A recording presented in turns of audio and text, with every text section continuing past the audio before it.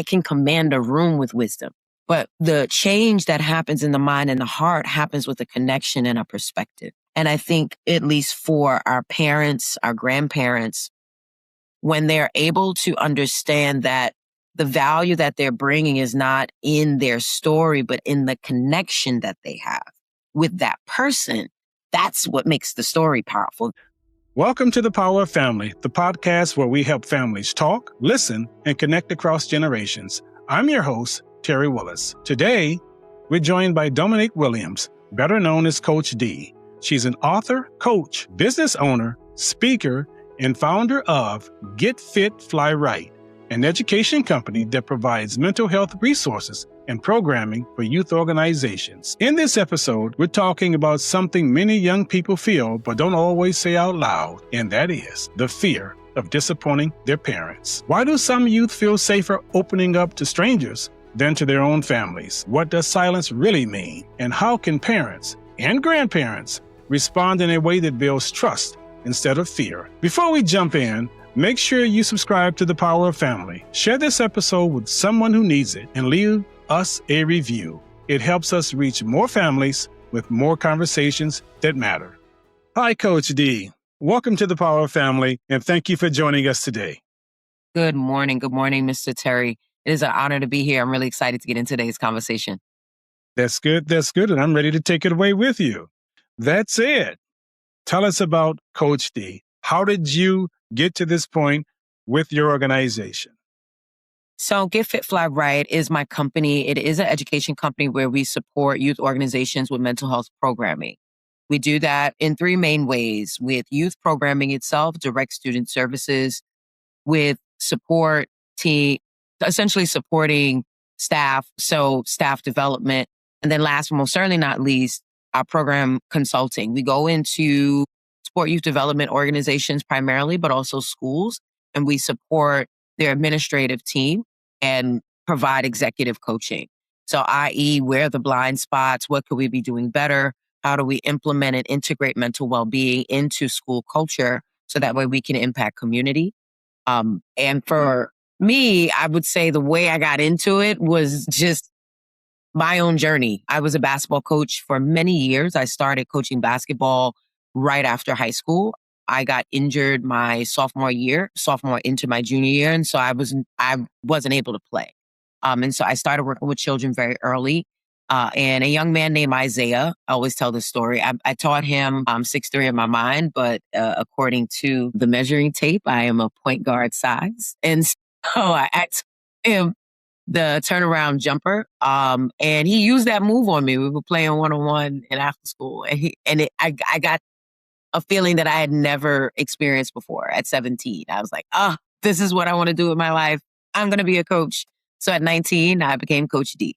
Fast forward 20 years. Yes, I am almost 40.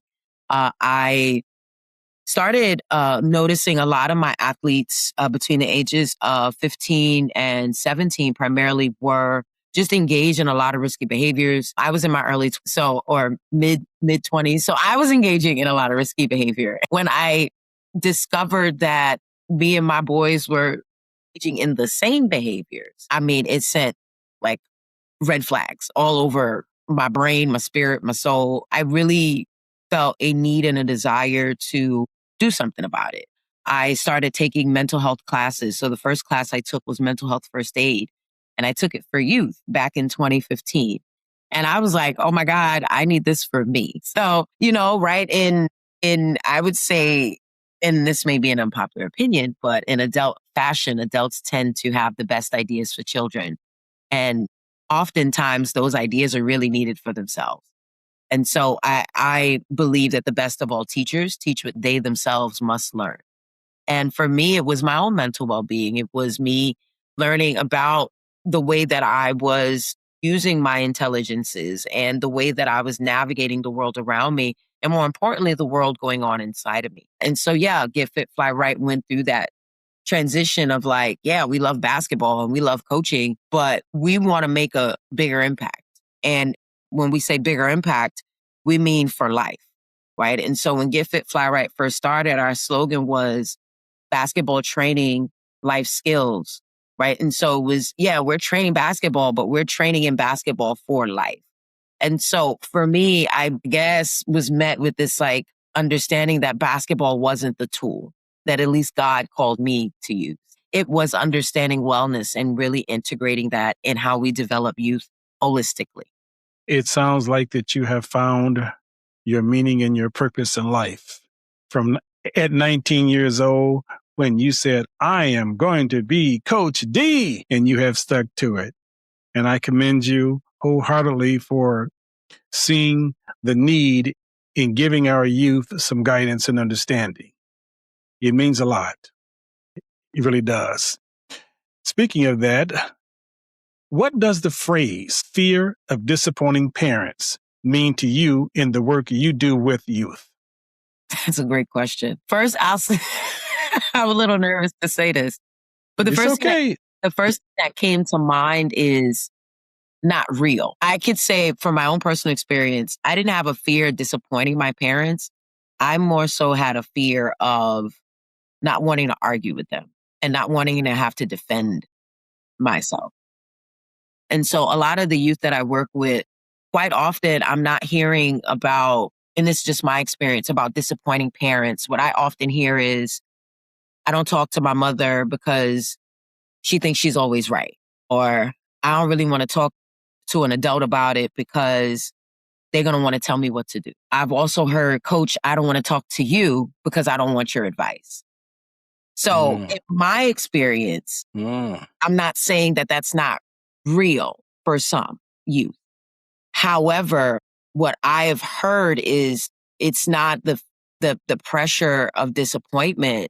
It's the pressure of navigating parents' disappointment, because that comes with projection, that comes with questions, that comes with advice, that comes with direction, right? Under the guise of how one feels about what they're seeing or feeling or experiencing. So yeah, I think that there are children who definitely do things to please their parents and definitely shy away from or avoid certain topics or discussions because they don't want to disappoint their parents. I heavily experienced, however, the other side of like parents' disappointment, what comes with that. So it's not necessarily the disappointment that children don't want. It's what comes with a parent's disappointment that they don't necessarily want to have to deal with. When you speak of children or say young adults not able to talk with us as adults, that's kind of how I got started in where I am with the power of family. And I'm not going to go too much here, but I just want to state that my enlightenment was with my grandchildren, my granddaughters, especially here. And what that consisted of is that I was hearing where the grandchildren, they were posting these comments on social media regarding what their dad's side of the family wasn't doing. And I was struck by it because to me, I've come up at that time in which we did our best to talk to one another. I mean, it wasn't always easy for me either when I was a kid trying to talk to adults. So I get it. We get it. But that led to me starting the power of family so that we can bridge that generational gap, because it's exactly what I'm hearing you state this is. The young children, the adults, they do not want to talk to their parents. They don't want advice from, you, me, or anyone else. But yet we know without conversation, there will be no connection. There will be no moving forward together. It will always be that individualism. And that is not what community is all about. Because we know that they need our guidance because we've been down that road. But yet we understand that they don't want to totally go by what we are demanding of them. And we know not to be demanding of them. We just want to try to help them see the road ahead. If they're going to do this, then you tell them why they don't want to do it. as best we can without being demanding of what they do. Yeah, I would agree. I think for me and my experience as a coach, I see both sides. I have the privilege of kids wanting to talk to me. And when I say kids, I'm thinking 17 and under, right? So when I think of a child, children, that's elementary, middle school, pre-adolescent. But when I think of the kids, they outside in the street, that's like teenagers. And so very often, I get the 13, 14, 15-year-olds who will come to coach. Even some of my big babies, to this day, between a lot of my like first time kids that I coached are in their early to late 20s now. Get into that another day. But one thing that I'm often reminded of when I speak to them is that it's easy to command a room. It's very difficult to change a mind or a heart. And so I think, at least for me, my job actually is never to guide. I don't assume that I have the answer, nor do I assume that I've been down their road before. What I do, however, understand is that I have wisdom. Wisdom is what I believe you're speaking of, right? Like this knowing, this understanding, this very, I would say, strong, intuitive nature that you build just with experience, right? Time honored. Yeah. And so with our children, I don't know what it's like to have been 8 years old in a pandemic. Like, I don't know what it's like to have had my graduation on Zoom as a high school kid. I don't know what it's like to be a 2-year-old and everyone's shoving a screen in my face. I don't know. Now, do I know what heartbreak feels like? Yeah. Do I know what getting in your own way looks like? Yeah. Do I know what being stubborn and being dishonest with yourself and how that can lead to suffering and struggle? Oh, yeah. So there's this understanding that, yeah, I can command a room with wisdom. But the change that happens in the mind and the heart happens with a connection and a perspective. And I think, at least for our parents, our grandparents, when they're able to understand that the value that they're bringing is not in their story, but in the connection that they have with that person, that's what makes the story powerful. That's what makes the child, the kid, the young adult want to learn from that story, because as the great Pat Summitt, who was former Hall of Famer basketball coach, would say, they don't care what you know till they know that you care. And I think sometimes as adults, based on our identity, coach, teacher, parent, grandparent, aunt, cousin, sibling, we tend to assume that our identity does that work for us. And it doesn't.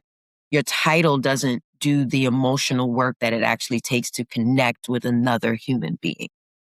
And so to your point of that connection piece being vital, I think when adults are able to shift who they get to be in that process and not lean so much on what they think they know, but more on who they get to be in that moment for that person, which is a vessel.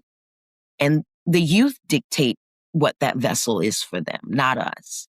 Then we get children, kids, young adults more invested, more interested. There's an incentive to put the phone down and go talk to an elder, because what I'm getting is a connection, that conversation. And through that is the byproduct of the influence.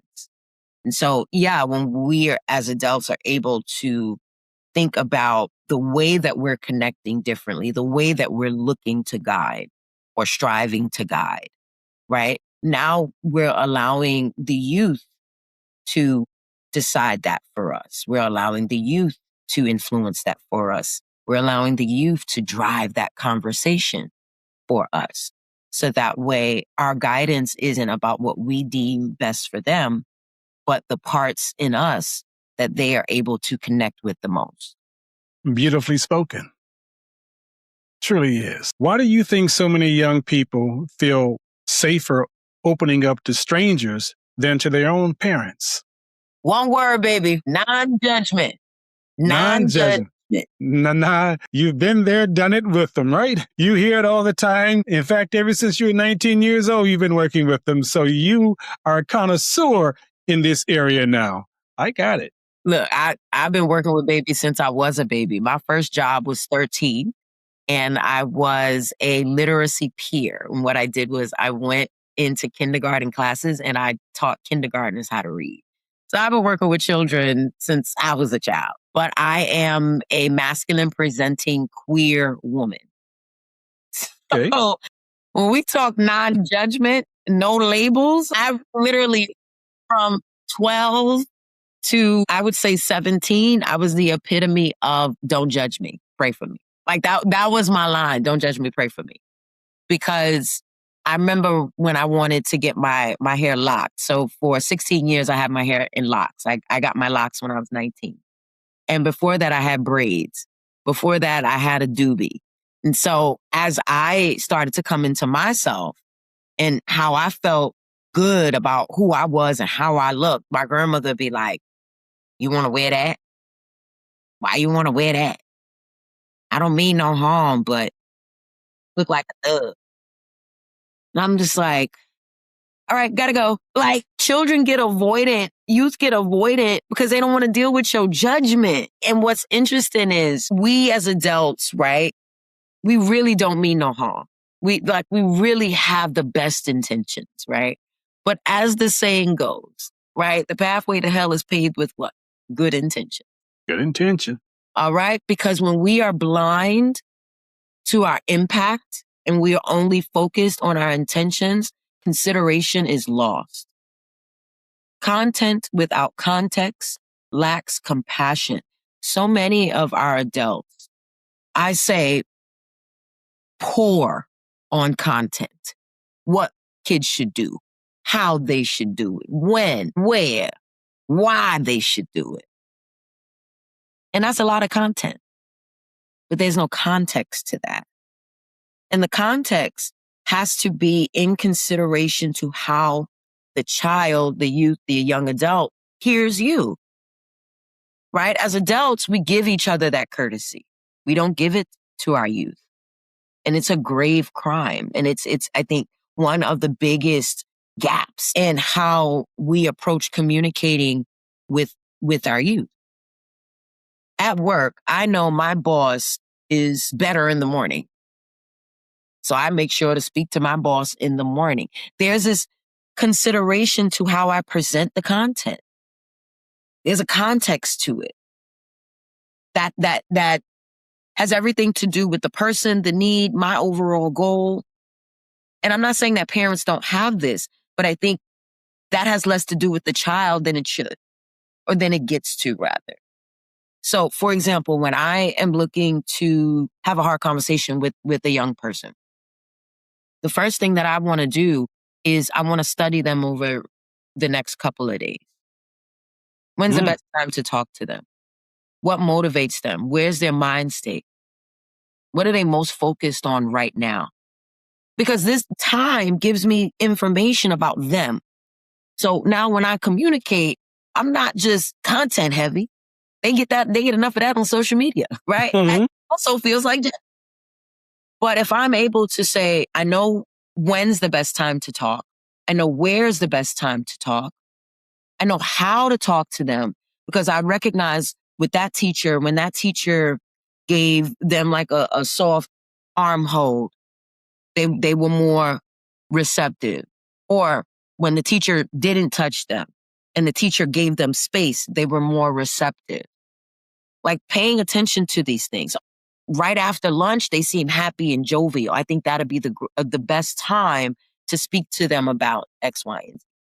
So I'm saying all this to say, when we are able to, as adults, present ourselves the same way that we want our children to receive us, then we're creating that even exchange. Judgment comes from the readiness to be, to do, to say. When we as adults are ready to do something, be something, or say something, it's because we've come to a judgment. So the slower we get to that moment with our children, the more we learn about them and the more we're able to connect with them because there is context with the content.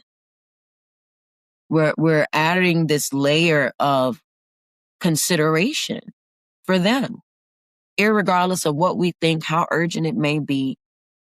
Because what we want essentially is for our youth to not just listen, but to be influenced, right? We want to impart something on them that lasts Exactly. beyond, And so we have to remember that if we want them to be able to receive something in such a way that lasts and is impactful, we also have to approach it in that same manner, with that same care, with that same intentionality, with that non-judgment. It sounds like to me here, Coach D, that you could also be working with adults and not just children or pardon me, young adults, because parents, to me, need to hear you. Because what you were sharing with me, even at my age, I'm still picking up something here because I now have to deal with my grandchildren, and even I still have to deal with kids out in the streets. So instead of me being prejudgmental about young children when I see them in the street, I have always tried to look at their perspective of where they are in life. Because we were, as you said, we were there. The things in which you were doing then, they're still doing now. And we understand it. It's just how we seek to view it, but yet keep them out of trouble with it. That part. I fully understand it, and let's go there. Okay, let's not just say that part. Let's go there now. See, that's what the young people say, clock it. Yeah, so that part means I'm in complete agreement with you, and I appreciate your ministry because we can go down that road. But this is your time right now, okay? Yeah. No, we down that road together. We down that road together. We as elders have a responsibility to influence. And what I mean by that, one, we have the responsibility to understand how we influence. Not what we want to influence, i.e. change. Because like Maya Angelou said, people feel what you say before they hear what you say. Yes. So, one, how do you influence people? Mr. Terry, when I met you, because I would consider you my elder, when I met you, the first thing I noticed was the way that you walk. For real. Like you walk with this sense of dignity, right? Like real old school dignity. Like, I'm an 80s baby. So my mother was born in the late 50s. And so she understood a time, I asked her what was it like the day Martin Luther King was shot. I asked her what was it like during those type of protests in the Vietnam War and yada, yada. And so she often talked about like Black dignity. And so when I saw you, it reminded me of that. It reminded me of this like time where Black people were essentially a monolith in this. Well, we were never a monolith, but the idea of like, because for me, I wasn't there. So in my mind, it's like, wow, there was a time when like Black people came together and we were all marching and, the suits and the coats and I am a man. And, like that era of like, y'all had to like go through dogs and you know what I mean? When I saw you, it brought me to that, the scene in Malcolm X where he put his hand up and went like that. And the 50 brothers in suits, I saw that when I saw you, like this level, like I said, of Black dignity. And so I also watched you throughout the day, the way that you spoke to people, right? Again, it exuded this like just dignified, charismatic, but Blackness though. It was very much, I am a Black man, right? And so because that I am, no matter what I do from day to day, I wake up, I go out, I am out and about, I come back, I am a Black man. And I know what it means for me to represent outside of my home as to being a Black man. I will always live by it. Indeed. Until the end. Indeed. And I felt that, you know what I mean? And so like, for me, when I'm around my young people, it's my mouth. Like I have to be very aware and responsible for the things that I say. Reason being is because I'm very charismatic. I got the gift of gab. I can talk like I'm 19 and still sound like I'm 39, right? Yes. I can Sure. go into any crowd, right? I can talk like this. I can be like, yo, what's good? We chilling. Like, I'm very fluid in my expression. And that draws a lot of youth to me. That makes them feel comfortable, like they don't have to present, posture, or pose to speak to me. And in that space, there is a safety. A lot of us as adults do not create safety Yes. before we try to influence, impact, inform, instruct. Before we try to go in, we're not wiping our feet at the door. And for many of our youth, talking, sharing, being vulnerable feels unsafe. And that's not on them. We haven't, one, been honest about where our influence actually lies. Does it lie in your style? Does it lie in your walk? Does it lie in your talk? Be aware of that before you just start instructing, influencing, or whatever it is that you intend to do with these young people. Because at the end of the day, you're not living their life. Yes, you know what it's like to be 14, but you have never walked their road. And that's the beauty about it. I like to think of my conversations with my youth as even exchanges. I say it all the time.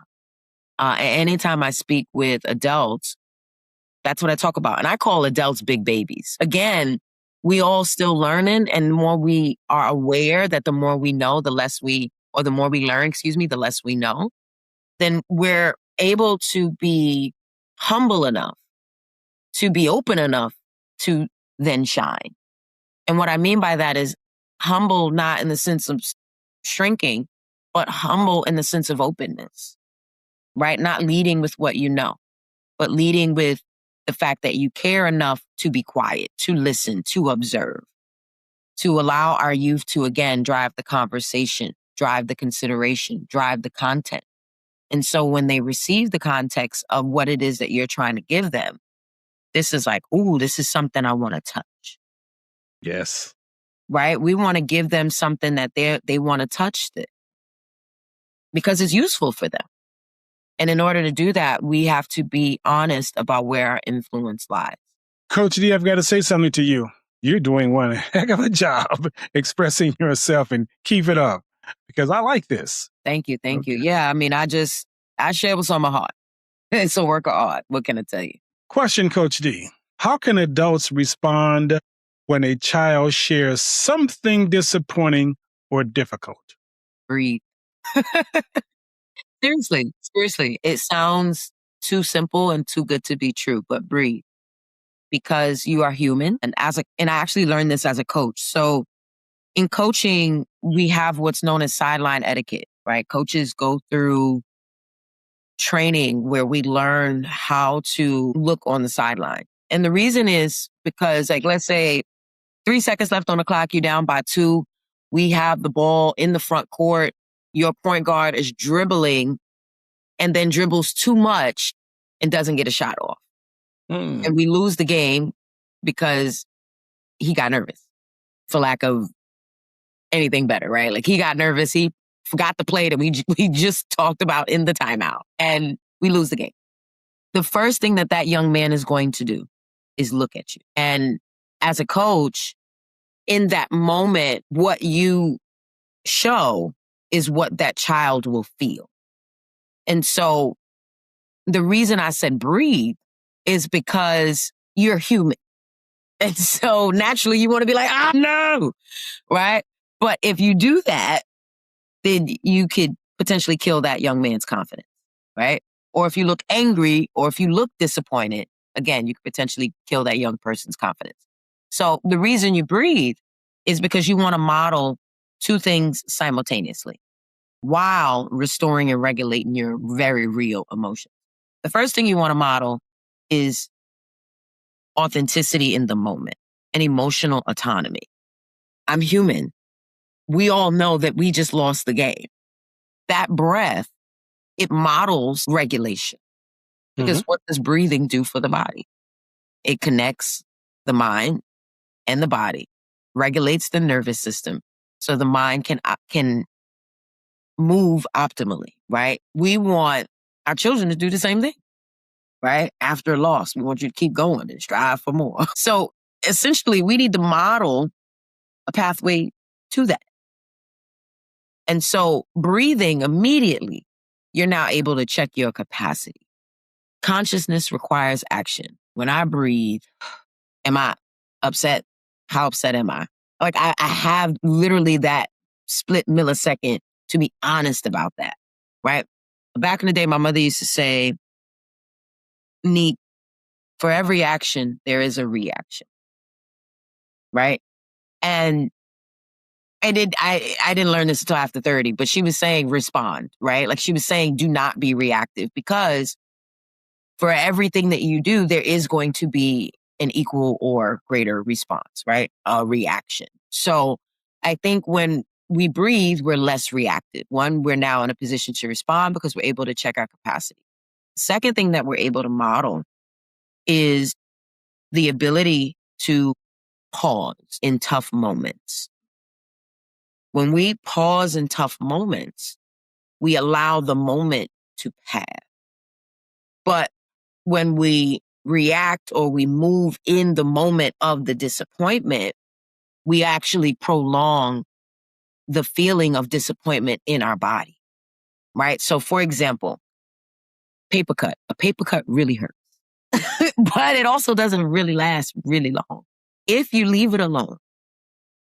But most people, when they get a paper cut, they keep fiddling with it because it's annoying. It don't even hurt as much as it's really annoying.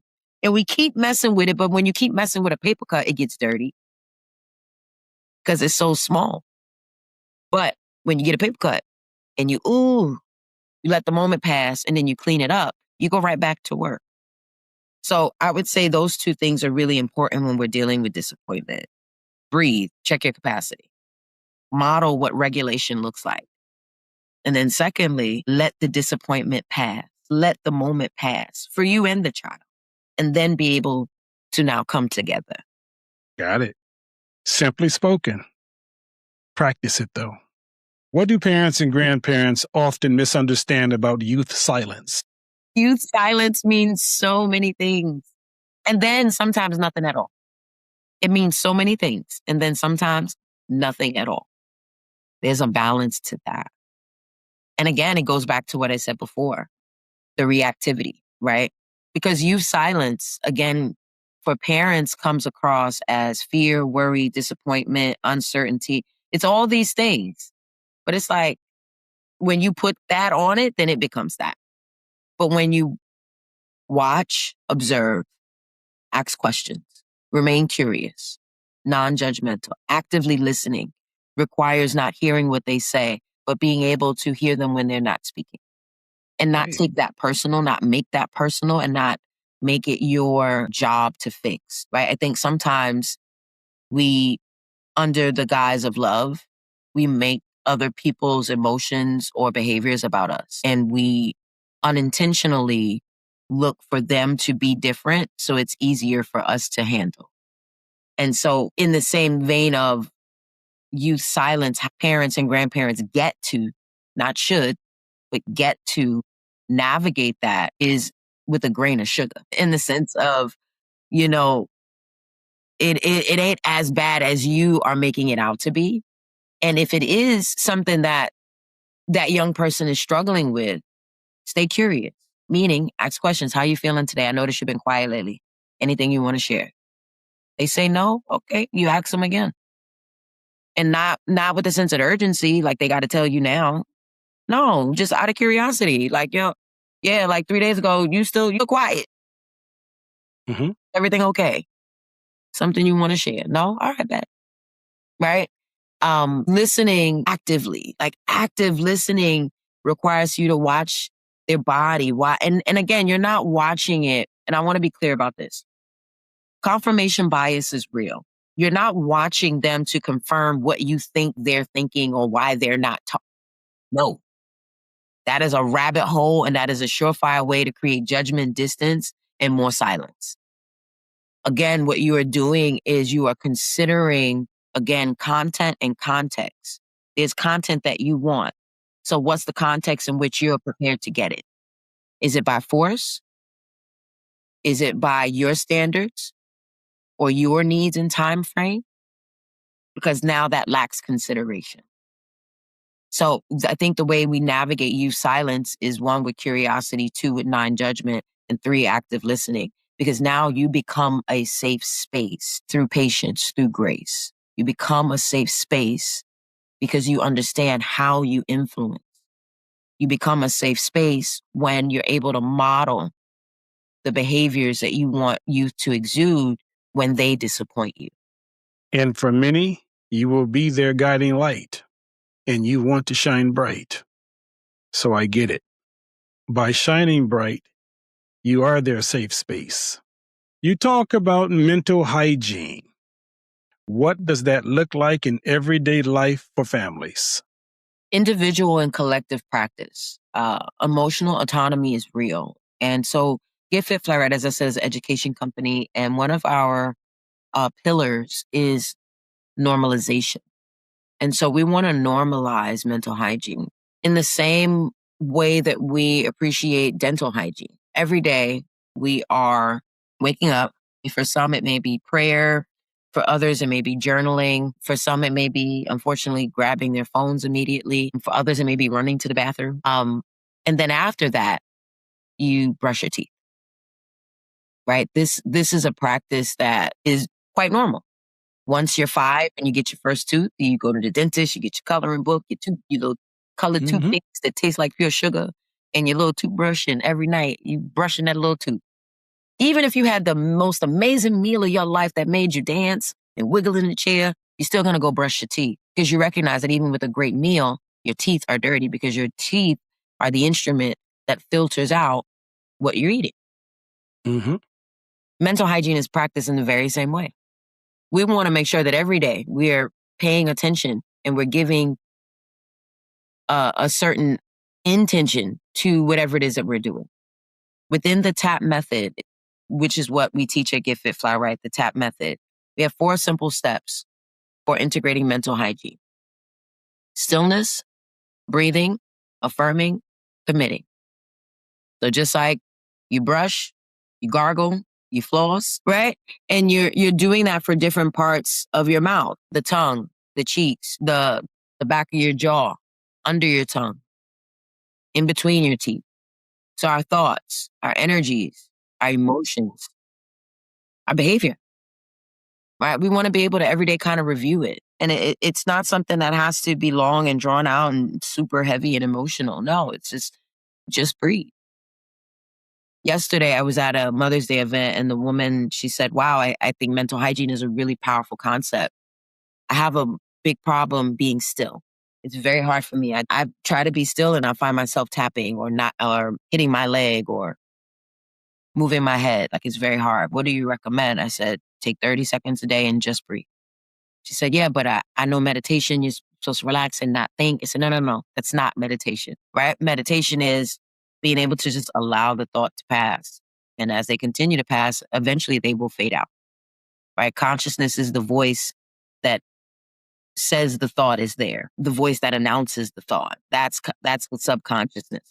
And so being able to clean that requires no thing. Idea that when we breathe, right, we're met in that space. And so how we practice mental hygiene is in those 4 steps: stillness. Take 30 seconds and just be still. Affirm yourself in your day. We know what we're dealing with, right? For our youth, they actually may not know, right?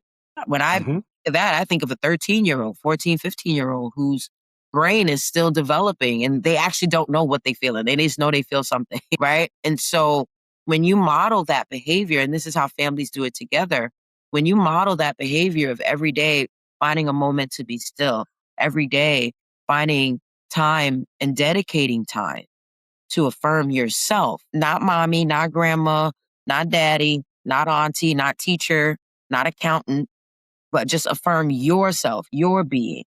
Your children feel that energy and they want to do it with you. If you see videos online all the time of like dad fixing the car and then you see the little baby wanting to do it with them, or the workout, expert whose kid or dog is obsessed with doing the workouts with them.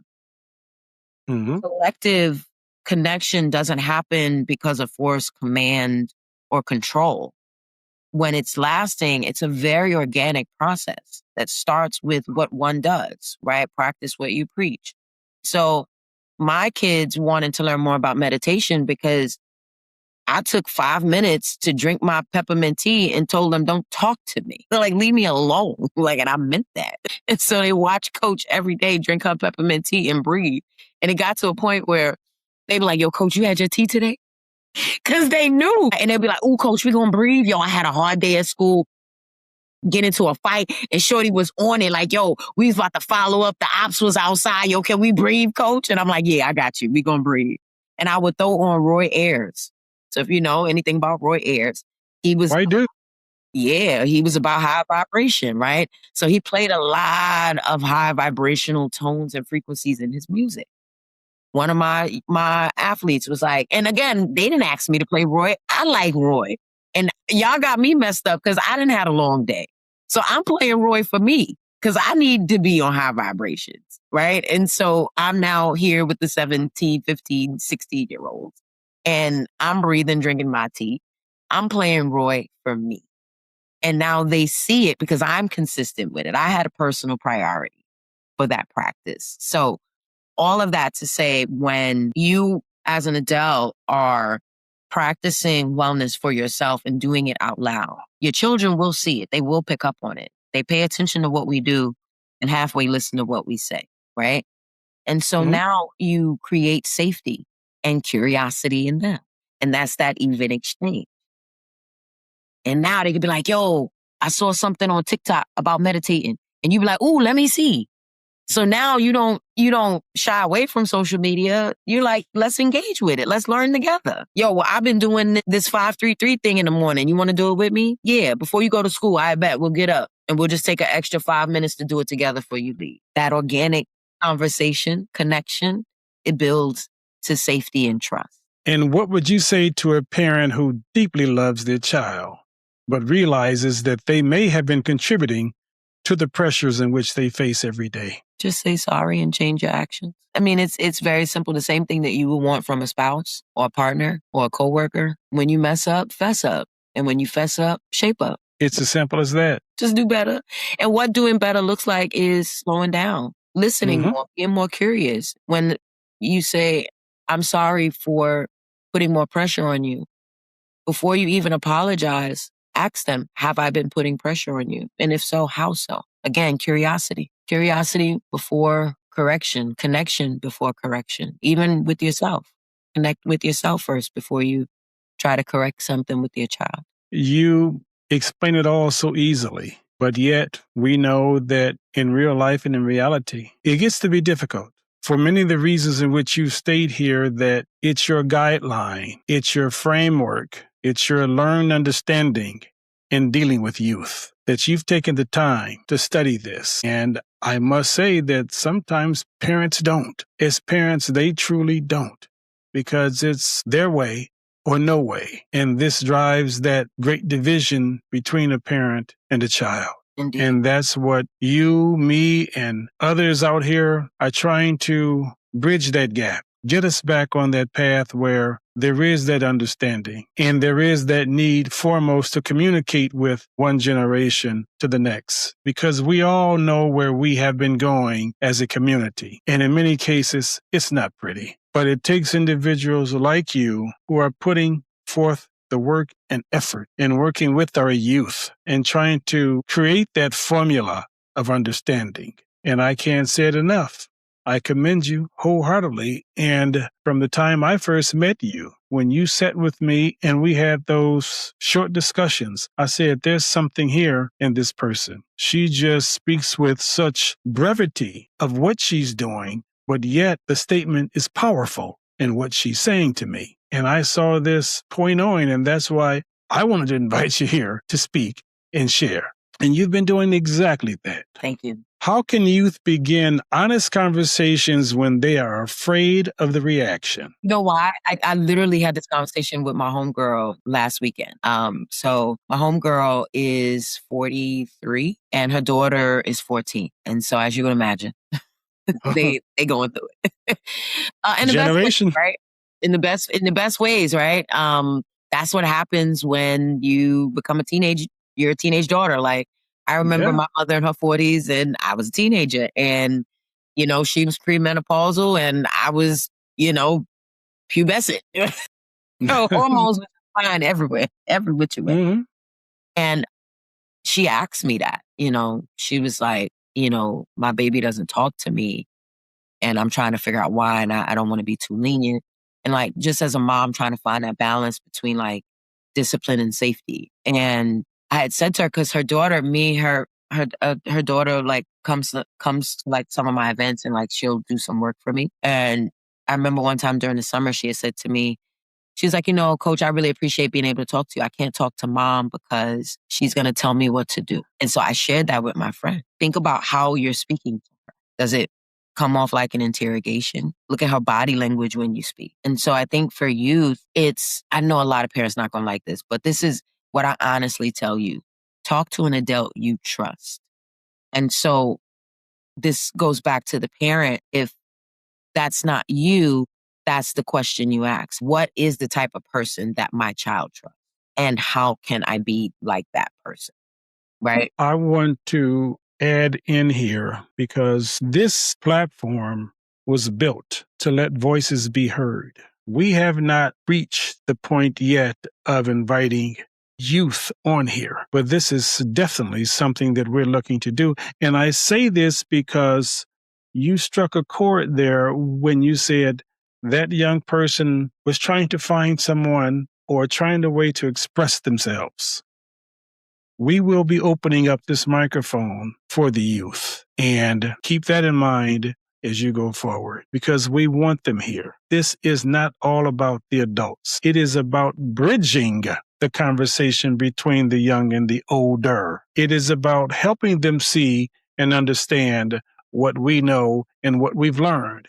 It is about us listening to them because they are the future. I know they may not believe it, but we too were once in their shoes, and people used to say to us that you all are going to be ruling things one day. You all are going to be in control. Well, guess what? It happened. It happened.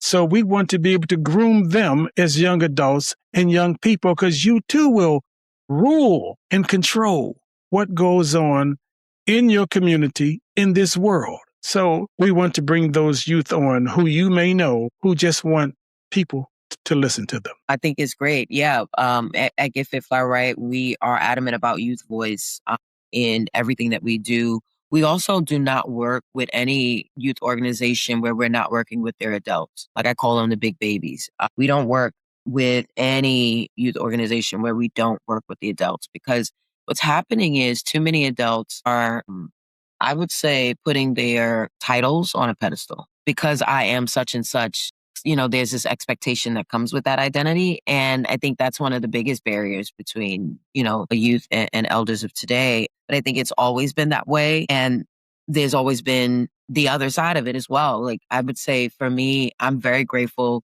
to experience the other side of it. Yes, I'm aware that Black people got to get together or, there's a disconnect between the generations, but I'm also around young people who have great relationships with their parents and great relationships with their grandparents and their elders. I was a child who got to share space and time with my great great grandparents, my grandmother's aunts and people, and my great grandfather, my grandmother's father. I was 8, 9, 10, 11 years old being able to go hang out with them. So it is happening. I think we need to highlight it more. When it comes to youth voice, what I found as a coach is my boys were a part of everything that we did in terms of the decisions that were made. My mother, she often said, my girls are self-sufficient. And what that meant was my mother was often ridiculed for treating us like adults. But in her mind, she wasn't treating us like adults. We still had boundaries. We still had, thresholds that we couldn't reach. But there was also conversation. My mother explained things to us. She talked to us about what was going on in the home, what was going on with her. She had us talk to her about what was going on with us, right? When we started to get curious about certain things, she had us read certain things and ask us about what we read.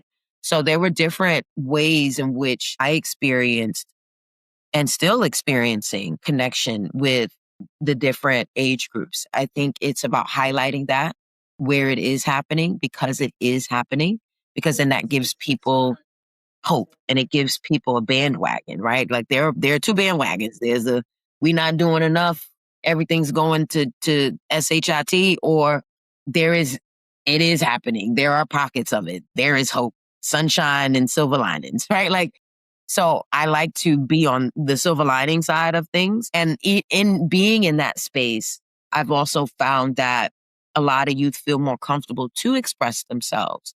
Doesn't mean that they say anything to me, right? In terms of like presentation. No, I'm so much who I am that it makes them present with who they are. And so I think the same for our adults. When you become more present with who you are, you don't have to talk your influence so much, right? If Mhm. you want youth to be more dignified and classy, then you be more dignified and classy. If you want them to be into wellness, then you exude that. And now you're again creating a safe space for them to explore. But we don't control what they pick up. We don't control what they put down. We don't control, nor do we have a say in what actually influences them, what they look at.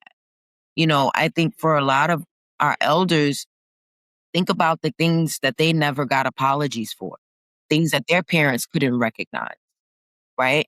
And so they now have an opportunity to not repeat that by being in a position where their curiosity, their also personal practice to whatever, now they can see later on in life how they actually influence young people.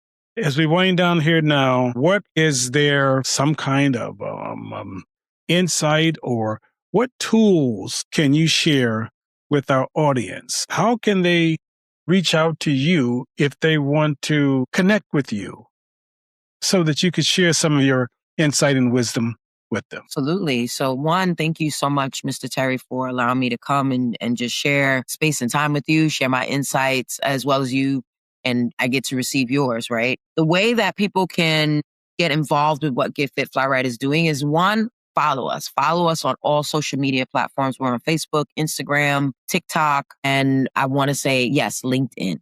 You can also follow us as a subscriber. Like if social media is not your thing, then www.getfitflyright.com. One more time, that is www.getfitflyright.com. And if you're interested in having me come speak to your students or your young people, I do different speaking engagements where on my site, if you subscribe to our site or you fill out a contact form, you can just share with me, hey, coach, I'd love for you to come to, my school's career day, or we're having a wellness event. So there's different ways we can get involved. If you are a youth organization and you are particularly looking for resources, that is our bread and butter, if you will. So we are working on having individual, I would say, resources for like parents. But for right now, our focus is working within youth organizations. We want to work with youth in bulk as well as the people who influence them. And so we also provide youth workshops and staff development.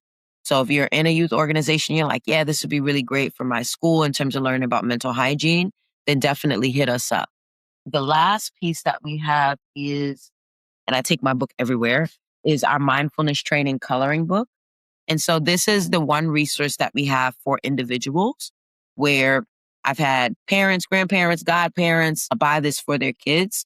My recommendation with any caregiver that buys this book is to find opportunities to do it with your young person. And so what I mean is not use the same coloring book, but use the different activities. So we have questions. We also have our affirmation cutouts, our puzzles, different themes and conversation starters and prompts that you can use to kind of have an easy, safe conversation around emotions, what kids are thinking, what they're feeling, and what they're growing through from their perspective. So this is our flagship product, and really, really proud of it. You'll learn 533. You'll also learn the TAP method in this book. So that is how essentially you can connect with us online through our coloring book, or if you're interested in having Get Fit Fly Right service your youth organization, we would love to get in touch with you. Well, thank you for sharing that information. Thank you for being here, and we look to have you back sometime in the future. Yes, sir. Thank you, Coach D. Have a great day, everyone. You too. Thank you for listening to The Power of Family. Today's conversation reminds us that when young people stay silent, there may be more going on beneath the surface. So this week, try opening the door with one honest, gentle question, and then really listen. If this episode helped you, please subscribe, share it with another family, and leave us a review. Your support helps more people find these conversations. Until next time, keep listening, keep loving, and keep starting the conversation.